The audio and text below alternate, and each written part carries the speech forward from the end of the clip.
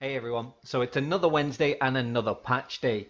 Now this patch has been named the Ninja Awakening patch, however there is a ton of extra stuff that's also coming into the game. So let's get into the patch notes, have a look, and I'll give you my opinion on some of the things that have come to the game, and there really is a decent chunk of interesting stuff. So to start with, we already know that Ninja Awakening is in the game now, so as of today you can go ahead and finish your Awakening class, get your Sura Katana, and progress with your ninja gameplay. This does change the ninja class, it's going to make it a hell of a lot stronger, and it's definitely going to be a lot more on par with the other classes. If you're having fun with the ninja class, you're really going to enjoy it post awakening as well, as the class really starts to feel more well rounded. Now there is a little bit of an update in terms of the Shy as well. We do not have any news on when the Shy Awakening is coming. They're having a little bit of issues when it comes to the transfer of the Shy Awakening from PC to console. This seems a little bit strange considering that the class was developed with console in mind as well at the same time. However, hopefully this is something that they do manage to iron out when it comes to introducing future classes. This does go somewhat as well to highlighting the fact that there is a little bit of an issue when it comes to transferring classes across from PC to console. So I'm less inclined to believe that they are doing some kind of shady money grabbing tactics like a lot of people seem to think. And it really is just taking a lot of development time and a lot of time away from other aspects of the game to try and develop and implement other classes. Hopefully though we'll get an update with the roadmap because that still hasn't been added and no Kama Sylvia to date. However, we do have 3 new world bosses that have been added. Now, most importantly, out of these bosses is KARANDA. Now, KARANDA means that we now have access to Dandelion Awakening weapons, which a lot of people have been waiting for. This means that if you are looking to make money on the marketplace, you can fully expect those memory fragments to spike again to a decent price. If you have been stocking up or you're just looking at making a quick bit of money, then go for it on that one. Now the Dandelion weapons aren't significantly better than the Blue Awakening weapons, so if you are a little bit strapped for cash or you're not bothered about pushing for top percentages and times of gear, it might be worth not overly rushing to upgrade your Dandy weapon when you do get one. And also I wouldn't get too bothered about it if you're not getting the drops. There are other ways to get the weapon. We would expect that they'll be on the Night Vendor as well, so this would mean that there is a potential chance to flip these, but also a chance to pick them up relatively cheaply if you're not getting lucky on the drops. Now, along with KARANDA, we also have Quint, who is the ancient troll boss, and we've also got Maraka. Now, out of these two, although Quint's relatively boring on his own, Maraka does have the opportunity to drop things like Pry and Duo Ogre Rings. So, out of all of the things, having Maraka in the world and having KARANDA, these are two of the bosses that are going to potentially help people to further improve their gear. Now they do have these now listed under the schedules. So you have got Quint Maraka and you have also got the KARANDA. Sorry, losing my words. The KARANDA added to the timescale. So have a look at these schedules as well. Pause the video now if you're wanting to not bother going to the website to see them. But overall, they've just been slotted into time slots. They've added some additional time slots in there to just squeeze things in as well. But it just means that the days are a little bit more full in terms of bosses, and there's going to be a lot more going on throughout the world to pick up some extra loot. Now, I did mention that there are other ways to pick up Dande. It's not just Dande, there are other ways to pick up Nuva, the Dande, the Kutum, and also the Zarka. So we've now got latent auras put into the game. So these have a very high drop chance, if not 100% chance per world boss kill. And the beauty of these is that you can then hand them in once you get to 100 latent auras and guarantee yourself an item. Now this does mean that there is quite a bit of a grind. However, if you think about it, if you hit up all of those world bosses and you rotate them, if you're lucky enough to be around and you keep consistently doing them, getting to 100 auras really doesn't take that long. This has actually been one of the easier ways of getting the weapons if you're not lucky with RNG and drops and you're not looking to spend the money on the marketplace. So at least PC players will be used to the whole latent aura grind that goes on. And there should also be a way to turn these into memory fragments. It should already be in the game. It does say so in the patch notes. So even if you don't want the extra items, you can look at obviously turning them into something sellable. Now this was a really interesting bit as well. I call them capotia. Apparently on the stream, Shona and Trent wanted to call them a whole host of different names. I don't know what anybody else calls them, but to me, that says capotia. So we're going to go with that. Now, these are accessories that you get and are the equivalent to tri versions of accessories. So for example, the capotia ring is the equivalent of a tri-crescent ring. The capotia earring is the equivalent of a tri-tungrad. Capotia bell is the tri-basilisk. And capotia necklace, I'm never sure whether this is a tri-seraph or a tri-ogre. I can't remember, but I know it's 25 AP. I just can never remember which one is which on that. But essentially, these are the rewards for leveling. So you get 1 at 61, 2, 3, and 4. Now I know a lot of people have hit 61 relatively easily, and 62 is pretty easy to hit on console now as well if you are grinding consistently, especially with all the different events that we've had on. Things like the bells have massively improved people's leveling speeds. So these overall basically give you a tri-accessory that you can either use if you don't have the gear already, but ultimately they act as a safeguard. So if you're trying to go for a Tet Tungrad, for example, and you've already got 2 tri-tungrads, God knows who's got them, or 2 tri-red crescents, probably a better option as a comparison. What this means is that even if you fail, you're not going to drop back below a tri because you've got the capotia there as a backup. It's something that everybody should be looking to do now when they're trying to go for tech accessories, as you should always have a backup anyway. You don't want to be dropping below that tri level of gold accessories once you hit there. It's going to be one of the biggest losses of AP if you manage to fail that. And most people will have already got to Tet on their weapons, their sub-weapon and their awakening weapon. They'll be on tri or Tet armor if not full Tet, and we'll be looking at getting those tri and Tet accessories. So capotia couldn't have come at a better time. It's going to be really helpful for a lot of people, although chances are we're not going to see many people running around with capotia necklaces anytime soon, just because that grind gets incredibly long after around the level 62 point.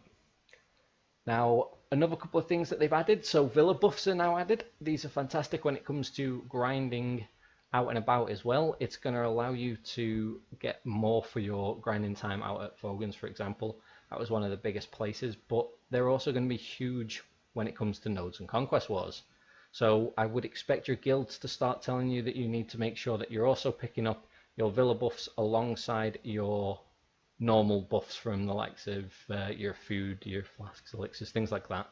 And when it comes to sieges, I'm not sure, because I haven't sieged for the last couple of weeks, just how competitive things are in America or on EU. I haven't been paying that much attention to it. But I'd imagine that PvP is going to start to pick up again if it hasn't already, especially with some of the catch-up mechanics for gear. So these buffs are going to be huge. They're great when it comes to going out there and grinding in general, but it's nice to finally see the villas added. We also have miniature elephants. Now these are great for people that do trading. Basically they have the equivalent inventory storage of a trade wagon, I believe 16 slots or thereabouts. They do have skills, and the beauty of these is that they can carry up to 830 LT without penalties, and then 1700 with minor speed penalties. They are already very slow, very slow. However, they do run at the same speed across the desert as well. So these are great for people that are trading. There's not really much of a huge use for them elsewhere, although I guess if you are going out for extended grind periods and you want to stack your mount and just not have to deal with slower mounts, then elephants are cool. But other than anything else, they're just another mount that's out there for you. They look decent and they're fun to have. So it's nice to see them in the game. They do have some skills as well, so you can add a bunch of different skills, things like quick start, sidestep, rampage. They're not huge. Quick run, yeah, it's alright, but it's not fantastic. I mean, overall the elephant is there purely for the extra weight, so this is huge.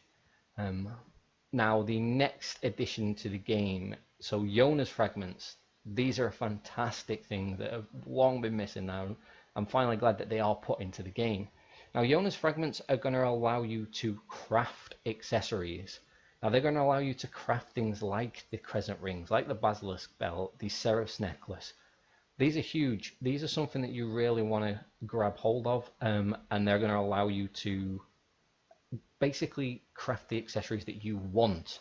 Now, to get them though, you do have to heat accessories, so it isn't great. However, what you'll see is that you're going to be able to essentially melt down any accessories that you're grinding and not particularly using, get the Yona's fragments and use them to then craft. You do need the knowledge to have this, and you also need a jewel crafter or a jeweler's house. Now there are currently 3 in the game. You've got Altanova and 2 in Valencia. But these are a really good way of getting you some extra yellow accessories, getting the ones that you're after if you're not particularly fussed on buying them or going out and grinding that specific spot. We all know that people have a lot better luck with things like Ceres necklaces, for example, than they do with basilisk belts. Or you might find it easier to get crescent rings than you will find to get Cecil's necklace or Centaur's belt if for some reason you're going for them. So it just gives another addition to how you can grab hold of these accessories, and it's something that is welcome into the game. It's nice to have alongside the normal accessory melting as well, for things like sharps and hards, but it just also helps to put things more on your terms. So it is worth paying attention to. It is something that's nice, something that I've used before on PC, so I am glad that it's there. It's helped me out a couple of times where I've been grinding in like Cadres, for example, and I have absolutely no use for the Cadre Guardian rings, so I've just melted them down and used them to essentially craft basilisk belts to blow up whenever I've been enhancing.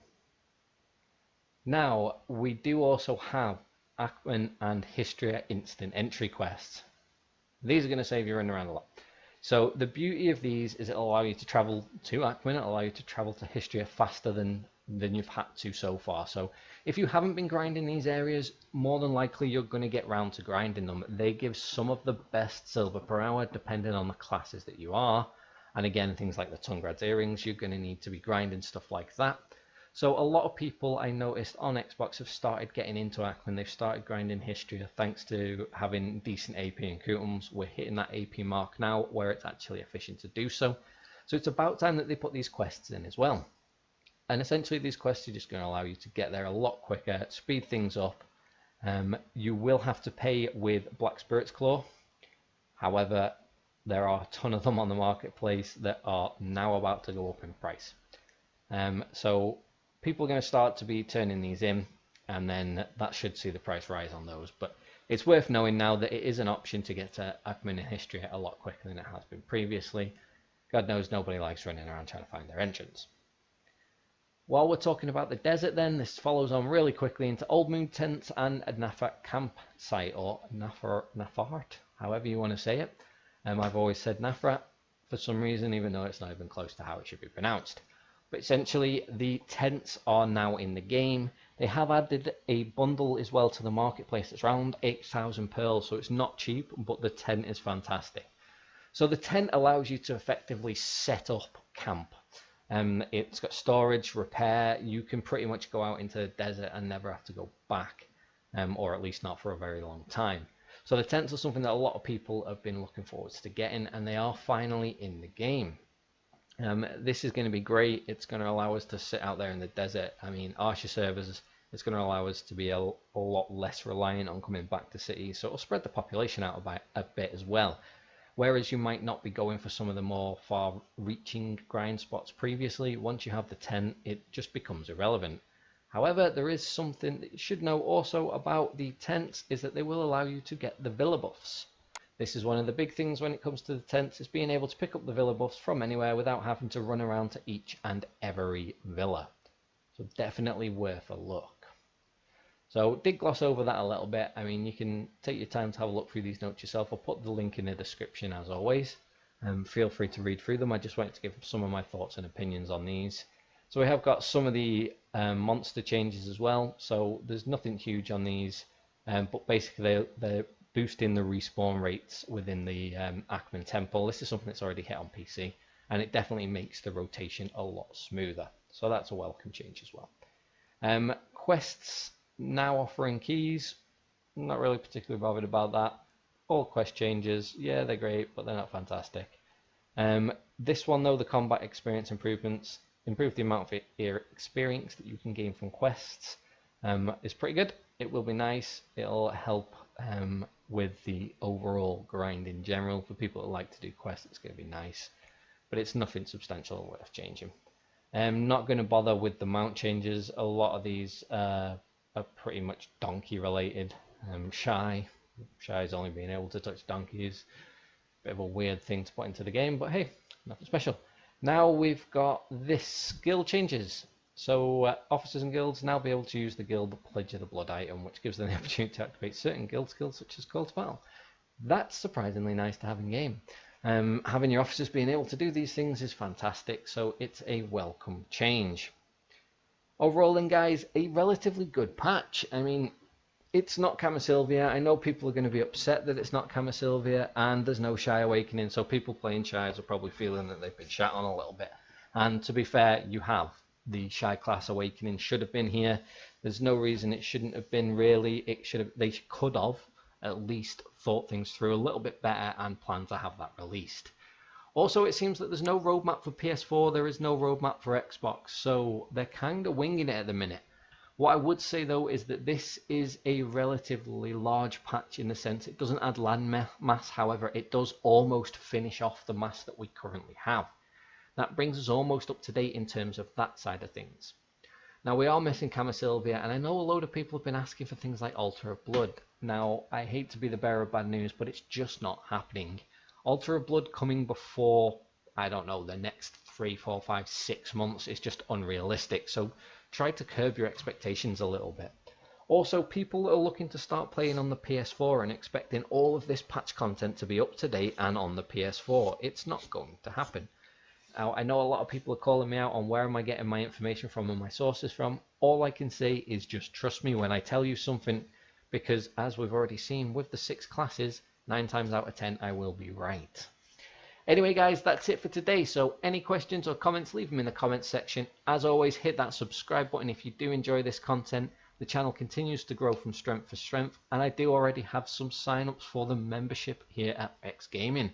If you are interested in supporting the channel, it is greatly appreciated, especially with a little kid on the way.